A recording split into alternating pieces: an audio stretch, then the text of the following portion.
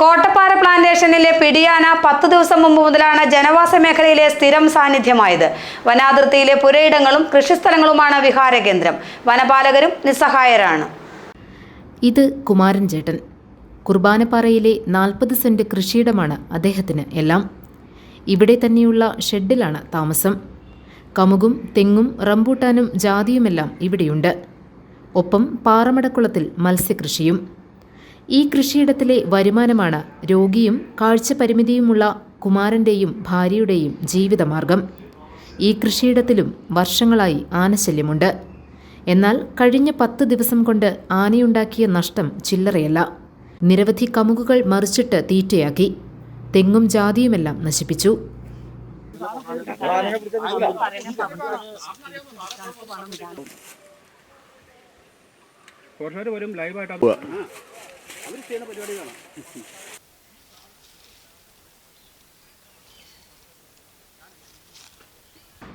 കുളത്തിൽ വലയിട്ട് സൂക്ഷിച്ചിരുന്ന മീൻകുഞ്ഞുങ്ങളെപ്പോലും ആന വെറുതെ വിട്ടില്ല. വല വലിച്ച് പുറത്തേക്കിട്ടതോടെ 300-ലധികം മത്സ്യക്കുഞ്ഞുങ്ങൾ ചത്തു. തന്റെ കൃഷിയിടത്തിന്റെ അവസ്ഥ കണ്ണീരോടെയല്ലാതെ കുമാരന് വിവരിക്കാനാവില്ല.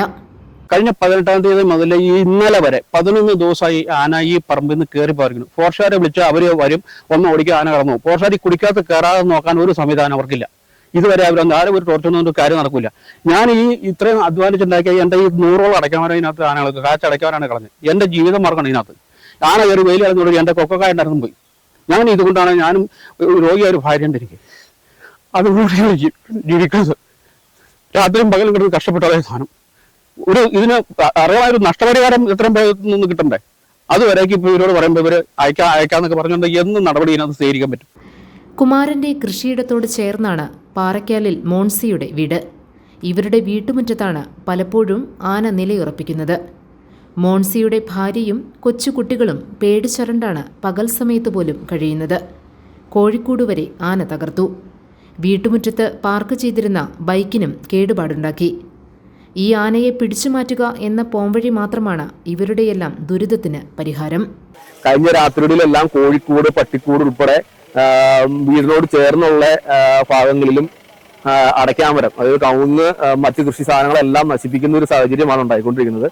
പോരാത്തതിന് ഈ ആന ജനങ്ങൾക്ക് നേരെ തിരിഞ്ഞ് ഓടിച്ചു തുടങ്ങി. ഇപ്പൊ ഫോറസ്റ്റുകാർ തന്നെ ഇതിനെ പരിശോധിക്കാൻ വന്നപ്പോൾ ഫോറസ്റ്റുകാരെ വരെ ഈ ആന ഓടിച്ചു എന്നുള്ളതാണ് ഇപ്പൊ നമുക്ക് അറിയാൻ കഴിഞ്ഞിരിക്കുന്നത്.